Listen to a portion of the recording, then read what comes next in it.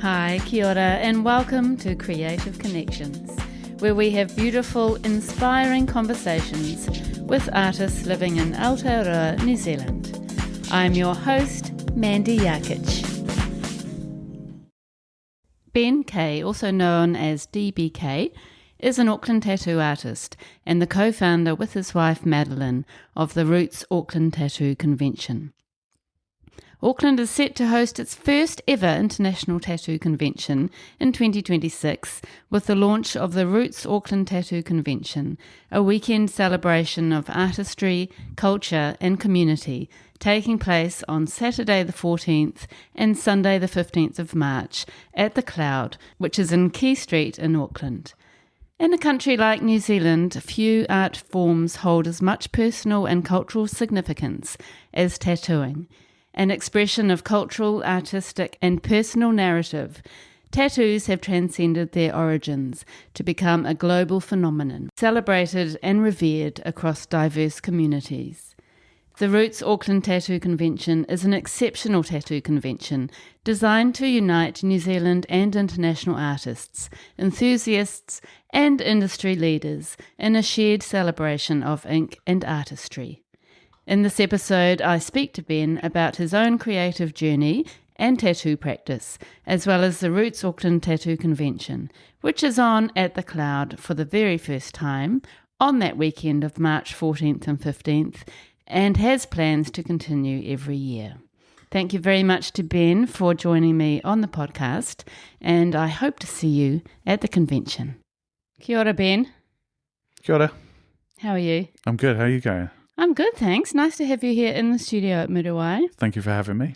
It's really nice to have a tattoo artist on the show. Embarrassingly, you're the very first. Yes. So this hopefully will be the beginning of, talking to more tattoo artists in the future. We are going to talk this episode about you and your art practice, but then also how you have founded the Roots Auckland Tattoo Convention, which is on only next weekend on the 13th. 14th and 15th. On the 14th and 15th. And we're having an artist day on the 13th, which will be a lot of fun for the artist attending. Oh, amazing.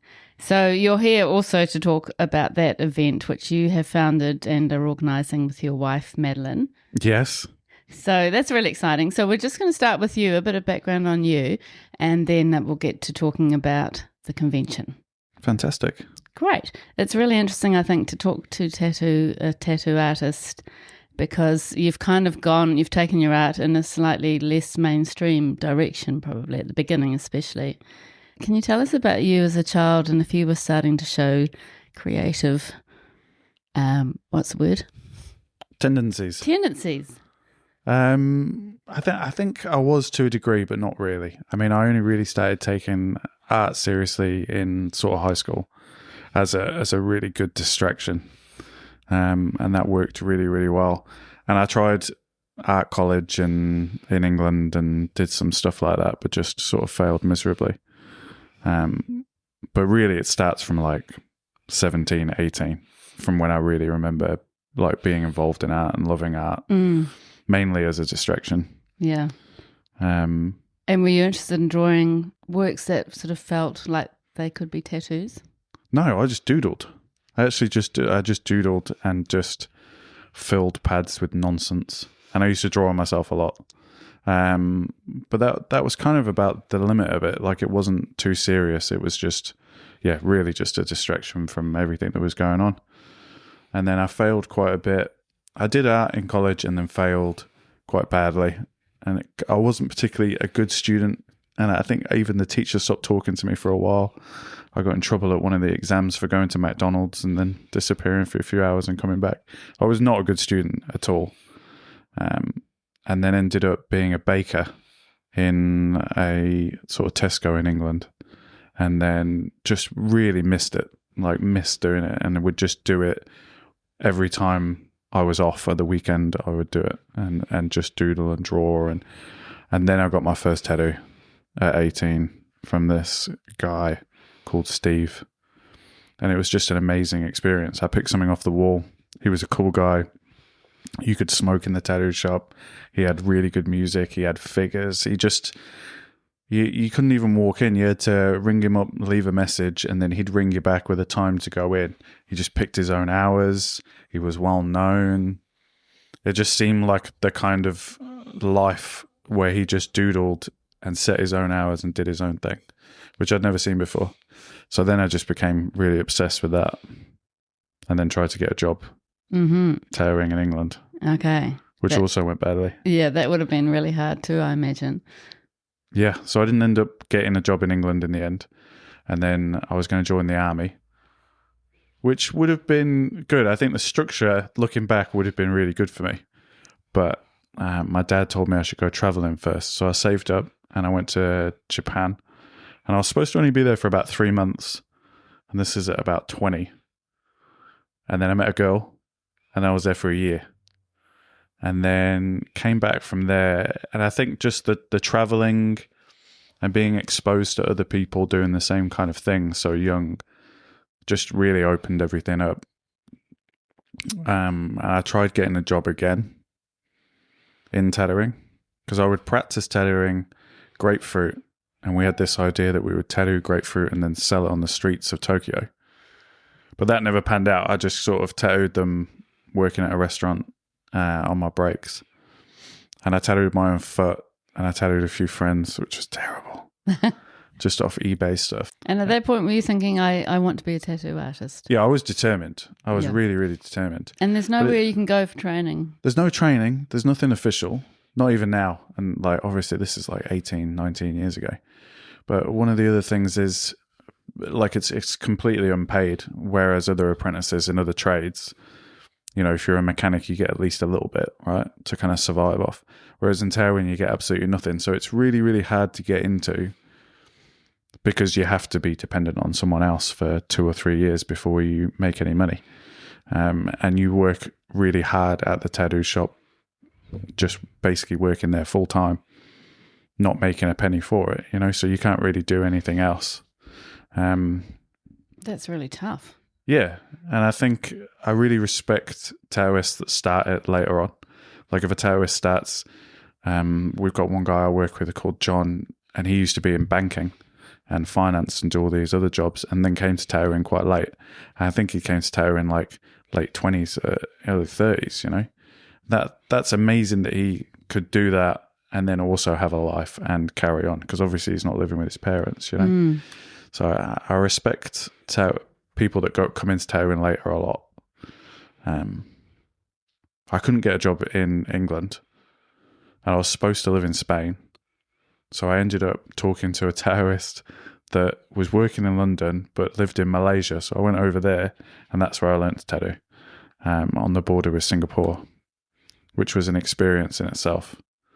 But that was another thing. We made like no money because obviously because I wasn't getting paid, I started tattooing pretty quickly, but all the money from tattoos went to the rent.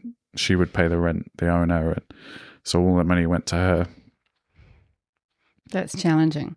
And so, you know, for that reason, I guess a lot of people end up missing out on that kind of career because it's just unsustainable. Yeah, I think I was lucky to get that job in Malaysia, and it wasn't a good idea, and I would not do it again. Why is that? It wasn't a good situation. You know, I don't think she employed me because she wanted an apprentice, you know.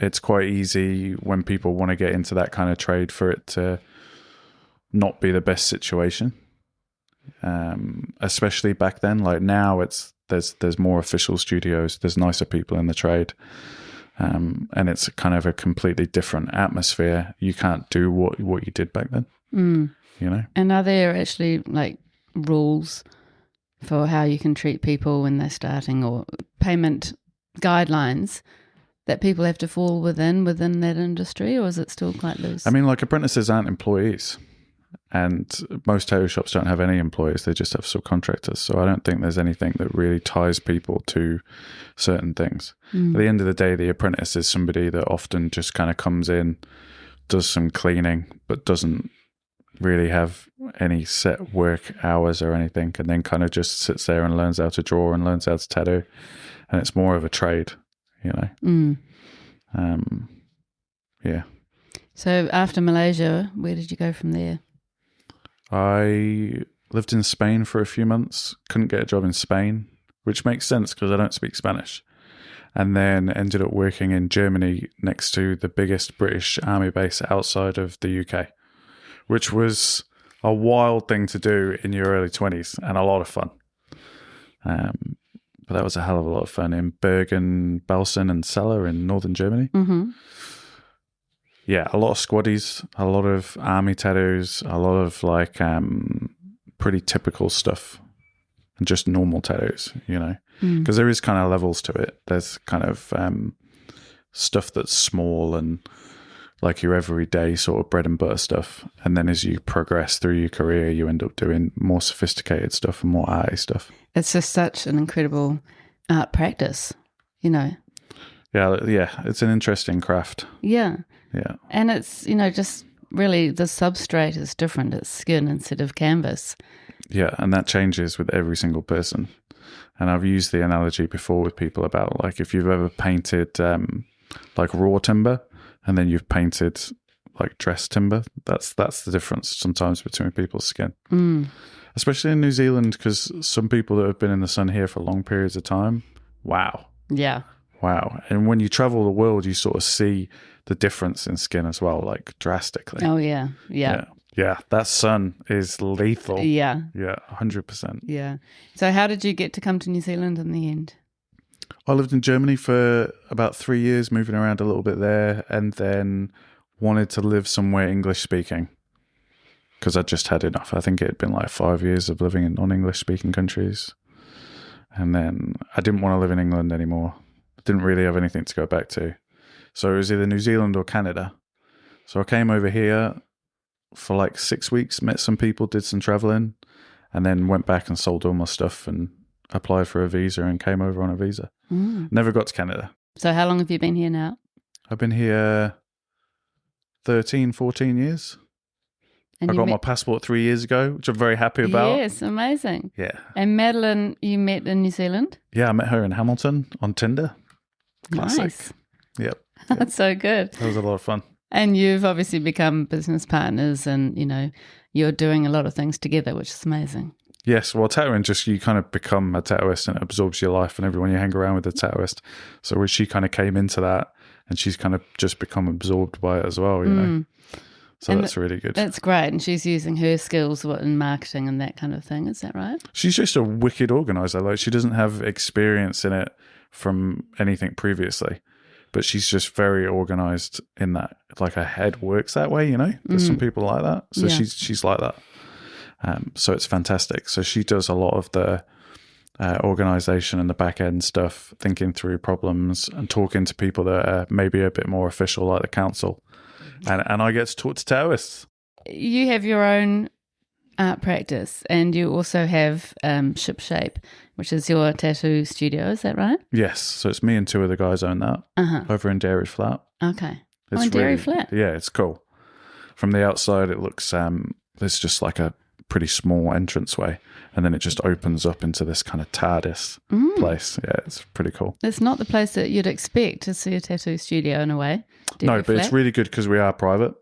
So people travel to us. It's not something you sort of walk past and pop in and get a tattoo, you know, it's a destination. Yeah, which is quite good. So tell us about your own art practice and the kind of tattoos you make. Well, I do realism.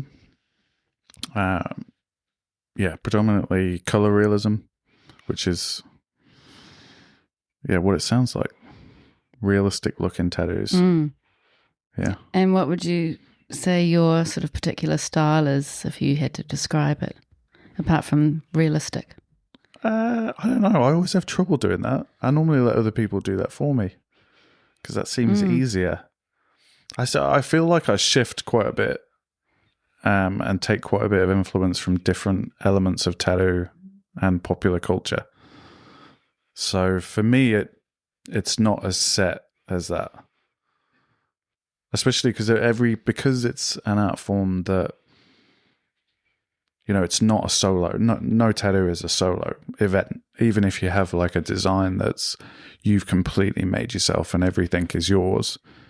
it still is filtered through a client, so there's that element of the constant kind of change and flux of everything as well. So I don't feel particularly set in stone, which is why I normally just say realism, because they're just realistic looking, right? So I take photos and I manipulate them, and then I try and render them as best as possible, making my own personal changes. Right. That's about it, so that's why I stick to just realism. It must be quite interesting. I mean, it's a tattoo artist is not like another kind of artist in a way that you are. I suppose artists have commissions to do, and there is a bit of input from the client. But I feel like with tattoo art, it's even more so. Yeah, because it's never mine. It's just never mine. I constantly make things that I don't own, and I'll never really own. So there's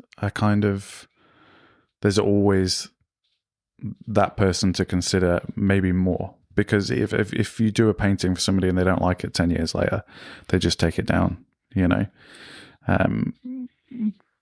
there's no leeway for somebody to not like the whole thing with a tattoo, I think it's just maybe it feels more important, you know what I mean? For them to really like it, because they have to live with it, really live with it. Yeah, and it's such an expression of their identity.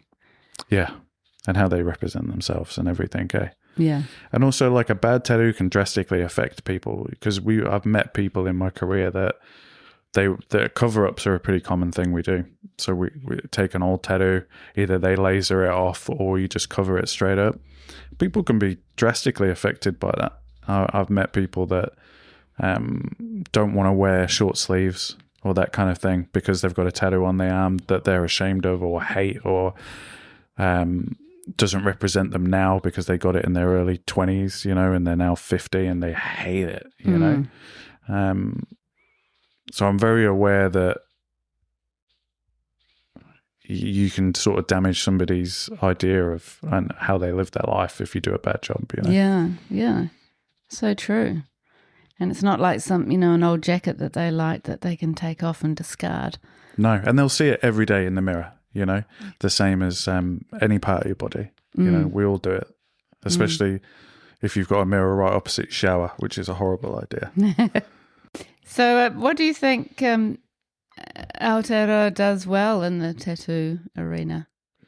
I think it adds pressure. Like, New Zealand is a small market that's just feisty.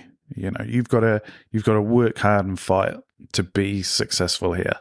And I think that produces some phenomenal talent, and especially with tattooing as well, because it's you've just got to constantly be on top of it. It is a small business. A lot of it is just straight up craft, so it kind of pushes people to do their best. And for especially tattooing, I know for other things, but for tattooing, it's produced so many really influential and important people within the industry, especially in Australasia, but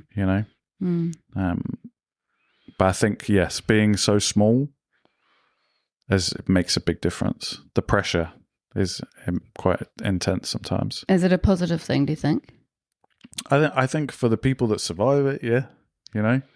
I travel a lot, and you'll see like artists overseas that I would consider lazy, but they survive, and I'm like, you wouldn't cop it, it wouldn't work out for you here.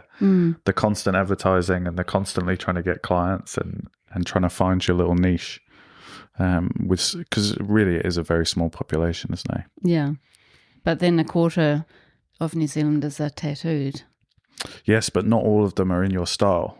Yeah, that's true. where it starts to get down to it, because a lot of those are going to be small tattoos. A lot of them, the majority of them, are going to be the kind of bread and butter tattoos, not the kind of stuff that you want to do to progress your career and to sort of the stuff that you want to do. Finding those people and often selling them something that they maybe were completely unaware of that existed before you try and show it to them is different. Yeah.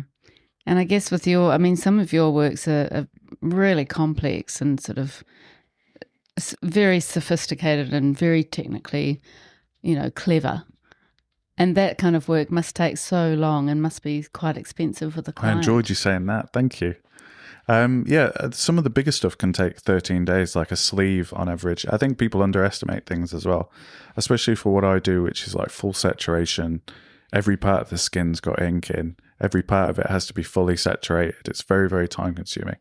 And people want more and more detail as well, which is also time consuming. So a sleeve can take anywhere from like 6 to 12 days, depending on what it is. A back piece is often 13, 14 days. A leg piece can be 14 days, and you spread that over like a year and a bit. So you really get to know people as well, and people get to know you, and you sort of go through life with people. So like some people I've been tattooing like 3-4 years, and we're just like doing the second leg and we're halfway through his second leg or something like that. Wow. That's amazing. That's a lovely sort of extra element to your art practice. Yeah, the connection, with people. Yeah. It's a little bit like a hairdresser, but cooler. Yes, there is that. Some people do trauma dump. Yes. Yeah, I can imagine. Yeah. Almost like a bit of a counsellor, because, also they're in pain while you're working with them. So it's quite an interesting dynamic. Yes, yeah. I don't think about that too often, but yeah. It's the pain stuff is kind of odd because you have to kind of ignore it to do a good job. Yeah. You can't get too into it. Because if I don't really want to hurt people. So if somebody starts showing a lot of pain, you can speed up, or you can skip bits, or you can be nicer to them. But then the tattoo suffers for it, Yeah. You've got to sort of honour yourself as an artist and what you're wanting to achieve. And also them, because they're asking you to do it, Yeah. So, and they're paying you to do it. And it's at the end of the day, you want them to leave with something that's good. Sometimes being kinder isn't really what they would have wanted if you asked them at the start when it wasn't painful. And in the long run, they wouldn't be as happy. Yeah, 100%. Yeah. So interesting. It's actually fascinating. It's it is a fine art, isn't it? Do you think of it like that? I honestly think of it more as a craft where people do art every now and again. I think there's more art. There's some tattooists that are more what I would call artists, and then there's a lot more that's a craft. And I feel like I'm kind of in the middle. I enjoy tattooing in itself. I enjoy the process and I enjoy doing it. And every now and again, I get to produce something that I think is art. And sometimes I just get to produce something that somebody lives with and enjoys and loves. But it's not always art. You know what I mean? It's interesting, though, that sort of differentiation. I mean, why do you feel like some pieces are more craft? Is it just because they're simpler, or? Maybe because I've had less influence in them, Yeah, I think that's probably one part of it. Art to me, and obviously everybody has their different opinion on what that is. Sometimes it's more just like straight a rendering of something, which is using artistic ability, but I wouldn't necessarily call it art. You know what I mean? Yeah. I know what you mean. But I don't think that lessens it in any way. And because sometimes I do tattoos that are for really, really personal and very much for that person. And then sometimes I do tattoos that are more about tattooing and about tattooing as an art form. And that's a bit of a difference as well, Yeah. Do you ever make pictures or drawings yourself and then somebody chooses that? Yeah, I do that every now and again. Like often that's a harder... I think one of the biggest things about tattooing is that people often, with bigger pieces, like with smaller pieces, because there's this thing called flash where people will say something that's about palm size. They'll go to a tattoo convention, they'll just see something that they like and they think would look good on them, and it represents them in some way that they have some connection to, and they get that. Simple. But when you go to bigger scale things, I think people, because it is such a commitment, they want more of an input. So I do have one small tattoo, but that's what is it for me. It's really bad. I can't show you because it's in a very private place. Oh. It's a small bird. And it's a bit sad. I look at it now, and I had it done in my 20s when I just met my husband. Yeah. And he already had a tattoo, so we went and got that together.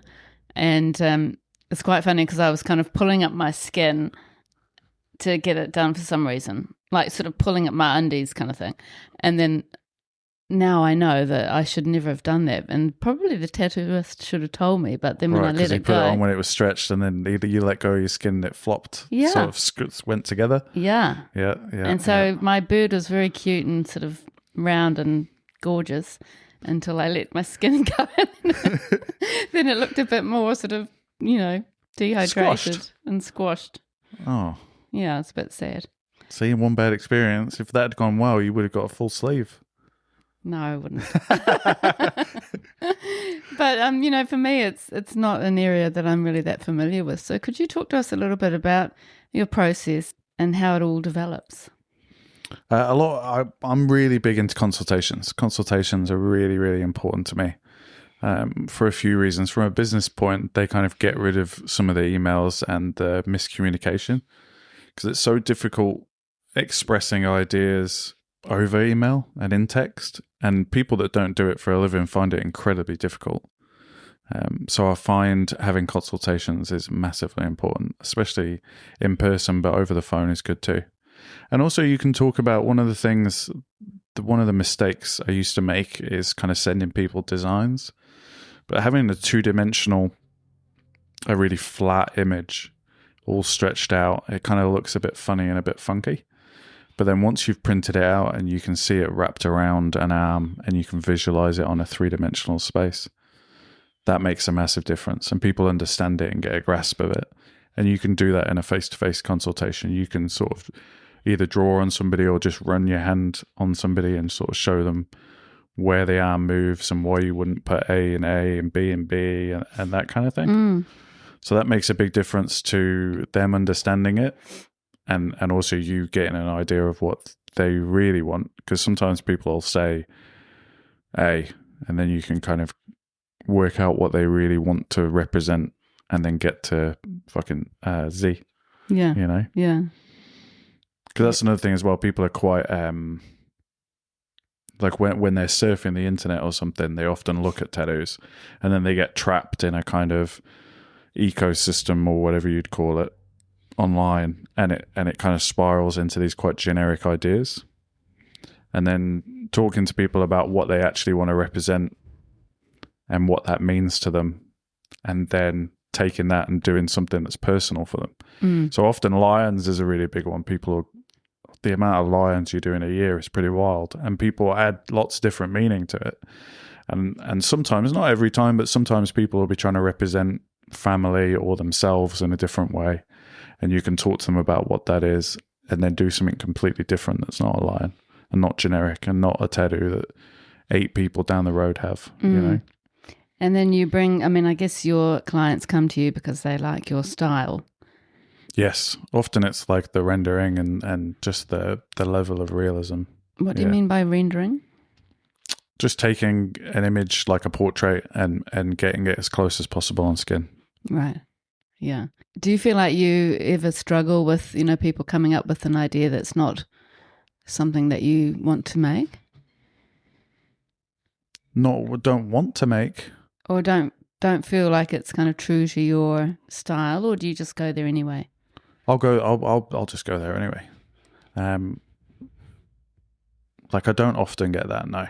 No. I do get some people ask for things that I don't do and I don't specialize in, and I'll suggest other artists for it, simply because at this point in the career, I don't see the point of doing something that a guy down the road or in the same studio, because we've got 10 artists and they all do different things. If somebody in that studio can do it better than me, why am I doing a bad version of their tattoo, Mm. So there is some stuff that I'll happily suggest people into a different artist. That's so good. And I feel like the tattoo community is very collaborative and supportive and amazing. Do you find that mostly? Yeah, I get recommendations from other studios that don't do realism at all, and somebody will ask for a portrait and they'll send it to me, and I'll do the same with other studios. If somebody asks for a giant Japanese dragon, I'll send it to an artist that does that and does that really well. And conventions really help with that because it builds the community. Because it can be quite insular, like any artist, right? You spend all your time on your own in your own environment, and then sometimes you don't sort of branch out from that, right? And tattooing is even more like that, I feel. So you end up just hanging around with the people that are at that studio. So tattoo conventions are a really good way for us as tattooists to kind of broaden the community and meet people we haven't met and talk trade and that kind of thing. Yeah. And we'll get on to talking about the convention in a second. But you also, through your studio, do quite a bit of, seminars and workshops and that kind of thing. We do seminars. We used to do like 2 a year, but that's kind of slowed down with less artists coming to New Zealand. So again, I'm hoping that with the convention, that'll change and more people will come over. We've done... Like 5 years ago, we'd do like 2 a year. We'd do like 1 Kiwi with 1 international. We've had people from Poland, Australia, and I was trying to get one of the guys from the US to do one this year, but unfortunately that didn't work out. But they're a really important part of the community as well, and sort of learning new ways of tattooing and expanding. Because all those people that do those seminars do very, very set styles, very, very set, like often realism, and it's not an easy. It's so technique based as a style that having somebody sort of talk to you about how their technique works makes a big difference instead of trying to work it out yourself. Yeah, which is also really difficult to do because you don't want to mess up somebody's tattoo. Yeah. It's great that you do that. And then Madeline kind of helps with some of those organisations and setting up events. Yeah, she's fantastic at that. And that's one of the things that led on to the convention as well. We also do a swap meet, which is pretty fun and pretty random, where you just bring tattoo equipment and tattoo books and tattoo artwork and stuff that you've got and you've collected that you want to sell. We do one of those every year in September. That's a lot of fun because that's just drinks and looking at cool stuff people have brought, and if you want to buy it, you buy it. That's pretty good too. Yeah, and then connecting and building relationships. Yeah. Which is great, and that's at the Ship-Shaped Studio, is it? In Dairy Flat? That's the one in Dairy Flat. Yeah, I love that. So good. So that leads us nicely on to talking about Roots Auckland Tattoo Convention, which is coming up, as we said, March 14th and 15th, which is next weekend, 2026. So close. So close. I am actually amazed that you managed to come out to Muriwai and do this chat in this busy time preparing. I think we're pretty good. We're in a really good space. I think, we're just nitpicking now. Yeah. Oh, that's good. So tell us all about Roots Auckland Tattoo Convention. Oh, well, it's a convention over 2 days. There'll be 199 tattooists with just every style you can imagine under one roof, kind of showing their wares. Some people will take bookings, and so you could book now for them, and there'll be loads of artists doing what we call walk-ins, where you just walk in, pick something or talk to them, and then get tattooed on the day. There'll be lots of people selling merch, artwork. Like tattooists are incredibly good at just having extra hobbies that they turn into little businesses. So there'll be people selling signs and other random stuff that they've made. Yeah, so a bit of a mix of like tattoo stuff, merch, art fairy stuff as well, you know. And then we've also got an arcade, a bar, and a bunch of cool food trucks. And we've got we built like a fake tattoo studio that is completely white. And the guys from Railside are going to come and give us some pens so you can draw all over these walls. Amazing. That's pretty cool. I love that. Yeah. That's a great idea. And it's on at the Cloud, which is in Quay Street in Auckland on the waterfront. Yeah, beautiful spot. Which is a great venue. And it's really a celebration of tattoo culture and creativity. Yes. Across every kind of style and demographic and stuff, yeah. Yeah, amazing. So who is this convention for? Who's it for? I think it's for everyone. I don't see there being like, it's family friendly. It's not like an R18 thing. It's for anyone that is interested in the culture or interested in art, I think, or just wants to sort of see what tattooing is, if they haven't experienced that already, you know. I don't think there's any limitation on tattooing, and it just touches so many different subcultures and cultures.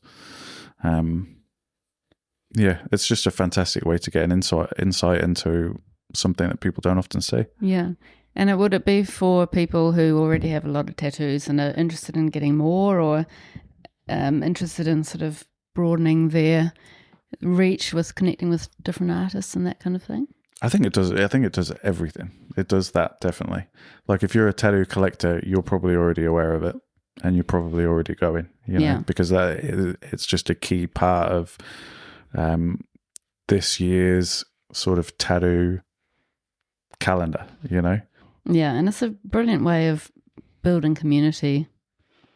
Yes, the way people, like, it is for tattooists and for the general public, you know. And making tattooing a little bit more accessible, as we talked about earlier.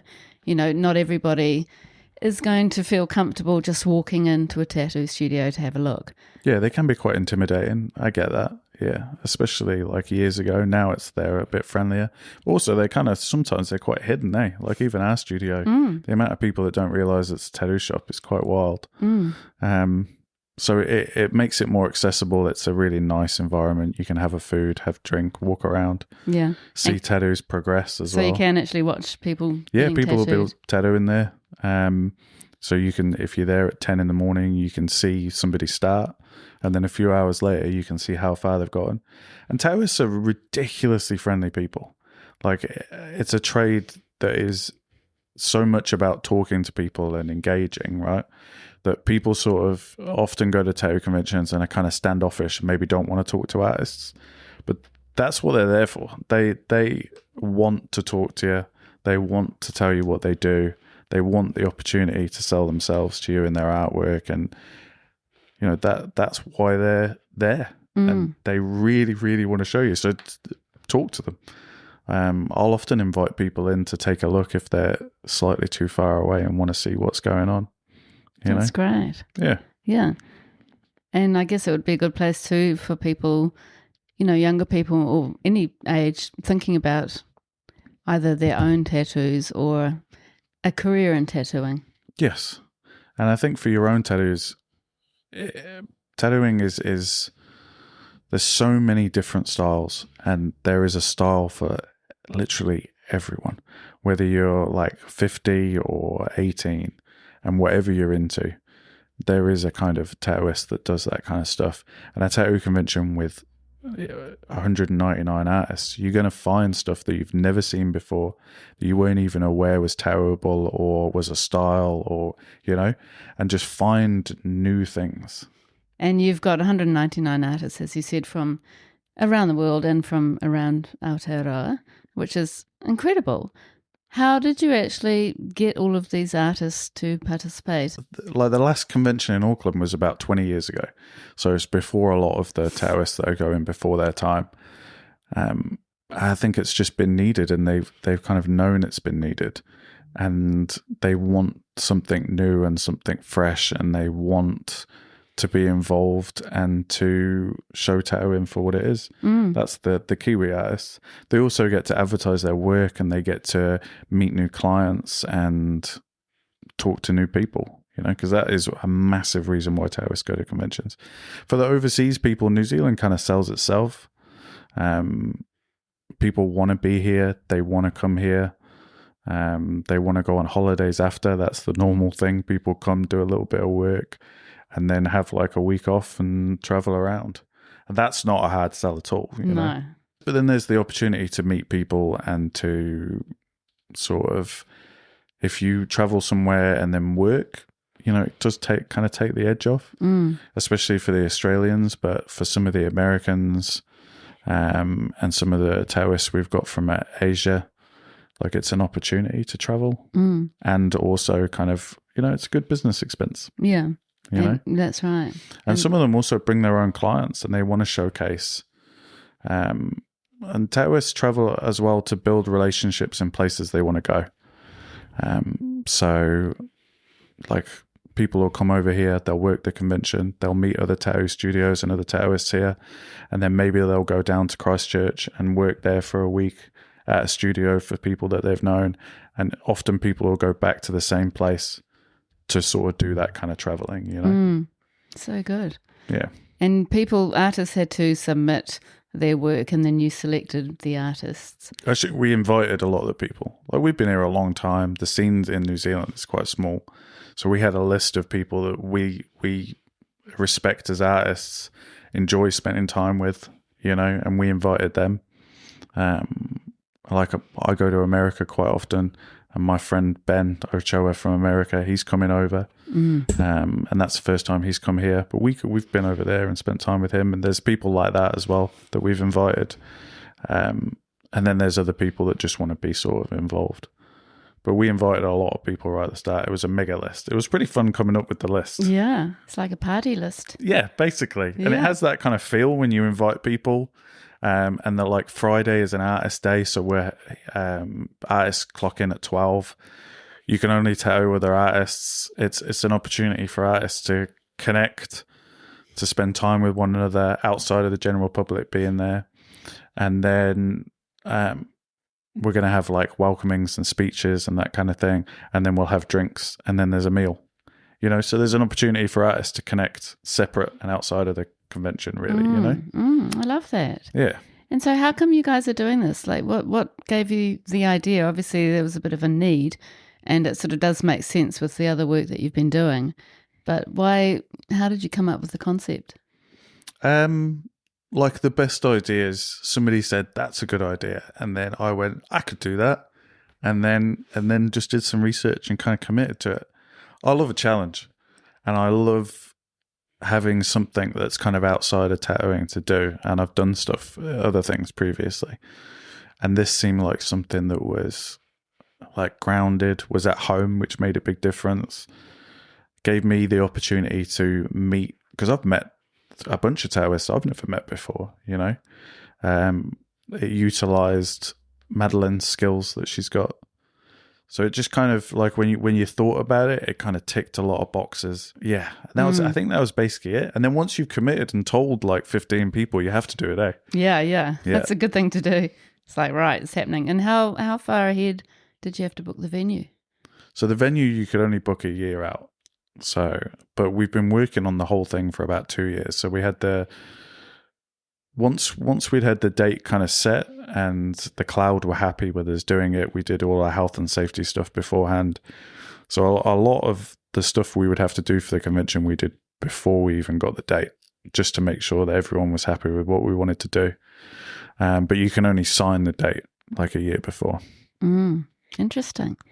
And it's a huge event. It's going to be probably pretty tiring, but very satisfying for you. I'm just going to walk around a lot. Yeah, you're not tattooing yourself. No. I might do one small one just for the occasion. But we've got the family are coming to help out. We've got friends coming to help out. And then we've got quite a lot of volunteers as well. So it's a lot of work spread out. I mean, yeah, it's a lot of work spread out against a lot of hands. So I'm hoping I get a chance to walk around and just say hello to everyone. One of my jobs is actually to go around and make sure everyone's following all the rules. So that just turns into me walking around saying hello to people and checking on them whilst I'm meeting and sort of, you know. Yeah, it's perfect. Yeah, so I'm looking forward to that with my checklist. Yeah. What are you hoping to achieve? I'm sort of hoping for it to be like a staple of the Auckland calendar, and something that progresses away from tattooing and more into art. You know, I'd love to be part of the Auckland Art Month, because we were in it about the same time. Yeah. I'd love to be involved in that and to kind of have tattooing move into that, you know, and be seen more as an art and be involved in those kind of things. And for it to be a stable, and the longer it goes, the more internationals we'll have over. And just to kind of build it into something that's like a highlight in Australasia. Yeah.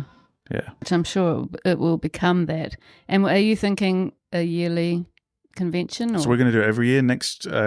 This year's at the Cloud, and then the year after will be at the new International, that I've forgotten the name Convention of. Centre or something? Yes. Yeah. Have you been in there? No. It's beautiful. I love the outside, that amazing artwork on the outside. The inside, it's pristine. Is it? Yes. Oh, that'd be amazing. Yeah, we're working that out, and then hopefully that will be like the stable for the next however many years. But I think keeping it inside of the city is really important.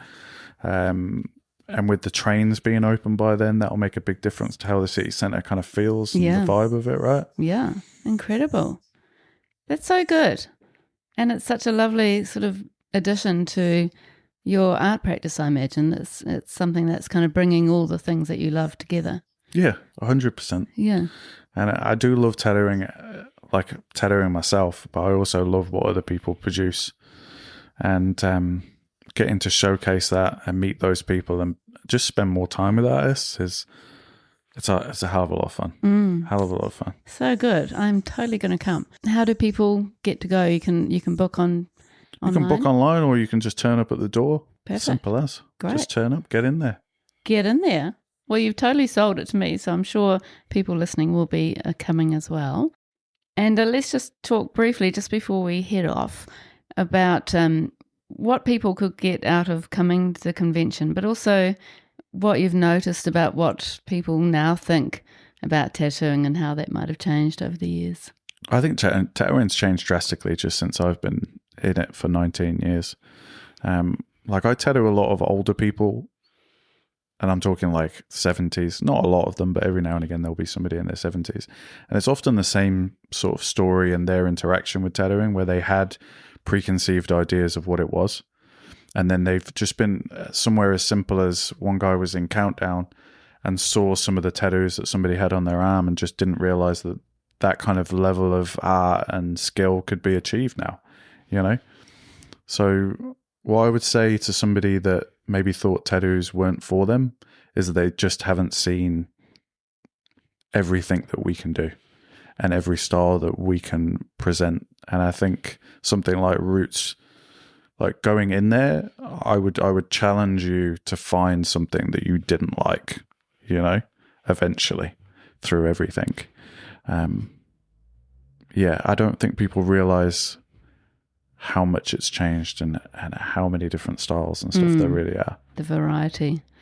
Yeah, and it feels like even looking at the artist's page on your website, you know, there's such a beautiful variety of work being made that would suit lots of different people. Yeah, 100%. From different backgrounds and with different ideas and, you know, different personalities and different experiences. Unless you're looking for that online or something, how are you going to see those people, you know? This is an opportunity to see what people can really do. That's right. Yeah, totally. Oh, well, Ben, it's been so lovely to meet you and to hear more about it. Thank you for having me. I've loved it. And here we are in the middle of all the cicadas. Yes. And it's been great. And you really have sold this convention. As I said, I'm definitely going to come along with my husband, who might get a tattoo. Awesome. And it's been really interesting to hear all about the convention. So thank you so much and all the best. Thank you.